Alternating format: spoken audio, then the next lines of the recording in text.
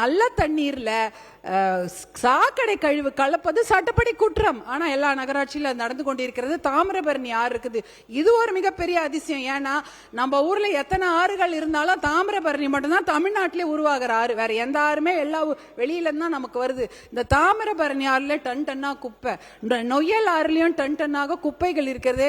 இப்ப கூட 59 கோடி ரூபாய் தாமிரபரணி ஆறுக்கு ஒரு ஏதோ ஃபண்ட் வந்திருக்குன்னாங்க, அதை கிளீன் அப் பண்ண போறான்னு சொன்னாங்க. கிளீன் அப் பண்றதுக்கு பதிலா அவங்க என்ன பண்றாங்க, நடைமேடை அமைக்கப்படும், இல்ல வாக்கிங் ட்ராக் அமைக்கப்படும், நிழற்குடை அமைக்கப்படும். நீங்க கிளீன் அப் பண்ணாம தாமிரபரணி ஆற சுத்தம் பண்ணாம அது சாக்கடையா இருக்கும் போது அந்த இடத்துல யார் நடப்பாங்க? கொசு தொல்லை இருக்கும், துர்நாற்றம் வீசும், நடைமேடையும் அந்த நிழற்குடை கீழே எந்த மக்களும் வந்து உட்கார மாட்டாங்க. அதனால அந்த முதல்ல அதை வந்து நம்ம சரிப்படுத்தணும். அதே போல தாமிரபரணி ஆறுக்கு கிளீனப்காக ஒரு 1000 கோடி ரூபாய் ஒதுக்கப்பட்டிருப்பதாக ஒரு தகவல் வருகிறது. அது உண்மையா இருந்தா முதல்ல அதை நம்ம செய்யணும், அந்த ஆறை நாம் காப்பாற்ற வேண்டும்.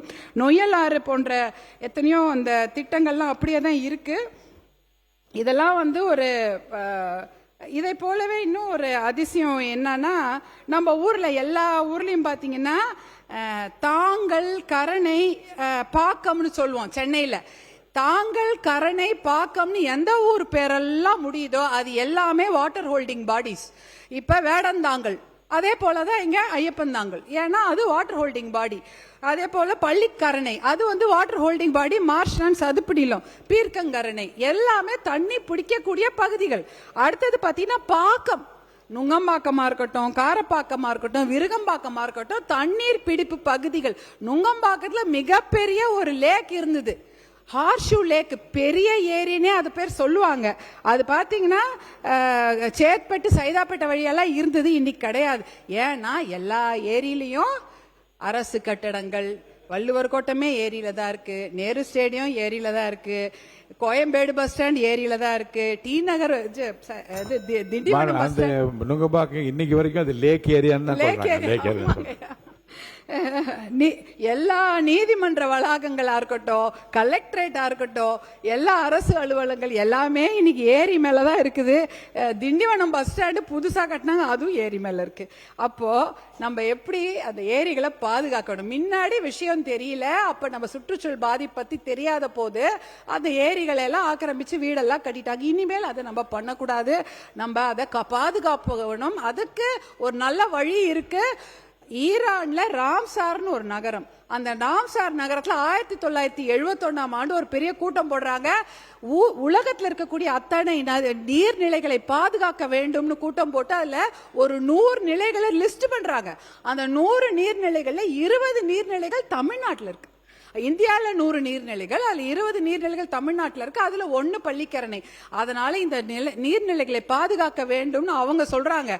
அதுக்கப்புறம் தமிழ்நாட்டிலும் இந்தியாலையும் இந்த வெட்லாண்ட்ஸ் ஆக்ட், தமிழ்நாடு வெட்லாண்ட்ஸ் ஆணையம் இருக்கிறது. 7 வருஷம் 8 மாசம் 24 நாட்கள் ஆணையம் ஆரம்பிச்சு இது வரைக்கும் ஒரே ஒரு ஏரியோ, குளத்தையோ, குட்டையோ, கண்மாயோ, கழிவேலி, கழிமுகம், சதுப்பு நிலை எதையுமே லிஸ்ட் பண்ணல தமிழ்நாடு வெட்லாண்ட்ஸ் ஆணையம். அதுக்கு எல்லா பெரிய துறை, அந்த துறையில ஒரே ஒரு ஏரியா கூட லிஸ்ட் பண்ணலாம். 5 ஏக்கருக்கு மேல எந்த ஒரு நீர்நிலை இருந்தாலும் அதை ஜிஐ மேப்பிங் பண்ணணும், ஜிஐஎஸ் மேப்பிங், டிஜிட்டல் மேப்பிங் பண்ணி நோட்டிஃபை பண்ணணும். நான் வந்து உங்களை வந்து மாண்புமிகு நீர்வளத்துறை அமைச்சர்களே நான் வந்து இருக்கரம் கூப்பி கேட்டுக்கிறது என்னெல்லாம், முதல்ல அதை லிஸ்ட் பண்ணுங்க. மாண்புமிகு நீர்வளத்துறை அமைச்சர் அவர்கள். மாண்புமிகு பேரவைத் தலைவர் அவர்களே, நீங்க சொன்ன மாதிரி அத்தனை முயற்சிகளும் எடுத்துக்கொள்ளப்படும். அது இப்போ நடைமுறைப்படுத்துறதுக்கு உண்டான ஏற்பாடுகள் செய்யப்படும் என்பதை தெரிவிச்சுக்கிறேன். இப்போ நாங்கள் அதை வந்து மேப்பிங், அது ரெவன்யூ டிபார்ட்மெண்ட்டில் அமைச்சர்கிட்ட, மாண்பு அமைச்சர்கிட்ட சொல்லி அதுக்குண்டான வேலைகள் நடந்து கொண்டிருக்கிறது என்பதை தெரிவித்துக் கொள்கிறேன். மாண்பு உறுப்பினர். மிக்க நன்றி அமைச்சர், மாண்புமிகு அமைச்சர்கள் இருவருக்கும் என்னோட மனமார்ந்த நன்றியை தெரிவித்துக் கொள்கின்றேன். ஏன்னா சுப்ரீம் கோர்ட் வேற 2 முறை சொல்லிட்டாங்க. டிசம்பர் 2025 சொல்லிட்டாங்க, ஜூலை 28 2026 சொல்லிட்டாங்க. அந்த மேப்பிங் பண்ணா நீர் வரத்து கால்வாய் எது, டிரைனேஜ் எது, எப்படி, அப்பதான் எந்த ஆக்கிரமிப்போ அந்த நீர், அந்த 5 ஏக்கர் குளங்குட்டை மேல ஆக்கிரமிப்பே இருக்காது. அப்பதான் அதை நம்ம காப்பாற்ற முடியும். அது ஒரு தகவல். அடுத்ததா வந்து இன்டர்லிங்கிங் ஆஃப் ரிவர்ஸ். இது நீர்வளத்துறை இன்னைக்கு மானிய கோரிக்கைன்றதுனால பேசுறேன். நம்ம இன்டர்லிங்கிங் ஆஃப் ரிவர்ஸ்ல பெரிய பெரிய சப்ஜெக்ட்லாம் போக வேணாம். கிருஷ்ணா கோதாவரி எல்லாம் இன்டர்லிங்க் எல்லாம் வந்து பெரிய ப்ராசஸ். அது எத்தனையோ ஸ்டேட்டு கிட்ட அனுமதி வாங்கணும். நம்ம ஊர்லயே நிறைய ஆறுகள் இருக்கு, அதை இன்டர்லிங்க் பண்ணுங்க.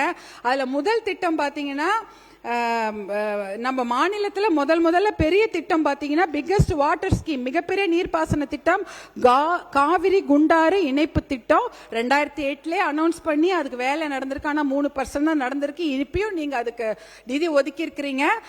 இருந்தாலும் காவிரியிலேருந்து புதுக்கோட்டையில் இருக்கக்கூடிய வெள்ளாறு, ராமநாதபுரத்தில் இருக்கிற வைகை ஆறு, விருதுநகரில் இருக்கிற குண்டாரை இணைச்சிட்டாலே அந்த மாவட்டம் முழுக்க பயன்பெறும்.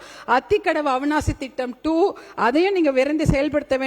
மேட்டூர் உபரிநீர் திட்டம் நம்முடைய மாண்புமிகு முன்னாள் முதலமைச்சர் எடப்பாடியார் அண்ணன் அவர்கள் கொண்டு வந்த திட்டம். 100 ஏரி அதை இணைக்கக்கூடிய மிகப்பெரிய அருமையான திட்டம். சரபங்கா நதி, திரிமணுமுத்தாறு, வசிஷ்ட நதியை இணைக்கக்கூடிய திட்டம். அந்த சேலம் ஆத்தூர் மாநகர அந்த பகுதியை வளம் பெற்றிடும். அதை விரைவுபடுத்த வேண்டும். தாமிரபரணி, நம்பியாறு, கோரையாறு, எலுமிச்சை ஆறு இணைப்பு திட்டம். நொய்யல் ஆறு, நோய்களை தீர்க்கும் ஆறு, அதை வந்து கழிவுகளை அகற்றும் திட்டம், அதை காப்பாற்றணும். தென்பெண்ணை பாலாறு இணைப்பு திட்டம், இதுக்கு டிபிஆர் அனௌன்ஸ் பண்ணியிருக்கீங்க, அதுக்கு நன்றியை தெரிவித்துக் கொள்கின்றோம்.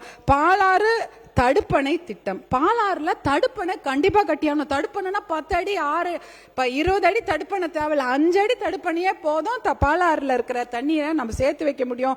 இதற்காக மருத்துவர் அன்புமணி அவர்கள் பாலாறு காப்போம், வைகை காப்போம், தாமிரபரணி காப்போம், நொய்யலாறு காப்போம்னு எத்தனையோ நடைபயணம் போயிட்டாங்க. அதற்கப்புறம் தான் 2 தடுப்பணைகள் சென்னை பக்கத்துல நீங்களே பார்க்கலாம். சென்னையில இருந்து பாண்டிக்கு போற ஈசிஆர் ரோட்ல வாயலூர் செக் டேம் இருக்கு. எப்படி பச்சை பசேல் இருக்கும் பாருங்க. 2 பக்கமா தண்ணி இருக்கும். வள்ளியூர் செக் டேம் அந்த பகுதியில் இருக்கு. கிட்டத்தட்ட இந்த செக் டேம் மூலம் 15 இருந்து 20 ஸ்கொயர் கிலோமீட்டர்ல எல்லா கிணறும் நிரம்பி 3 போகம் அங்க பயிர் பண்ணி கொண்டிருக்கிறார்கள். இந்த நீங்க பார்க்கும்போது சென்னை டு பாண்டிச்சேரி அந்த ஈசிஆர் சாலையில நீங்க பார்க்கலாம். அடுத்தது நந்தன் கால்வாய் திட்டம். திருவண்ணாமலையில் உள்ள 22 ஏரிகள், விழுப்புரம்ல இருக்கக்கூடிய 18 ஏரிகள், இந்த ஏரியெல்லாம் இணைச்சு அதை தண்ணீர் நிரப்பும் திட்டம் தான் தென்பெண்ணை உபரிநீர் இந்த திட்டம் இது.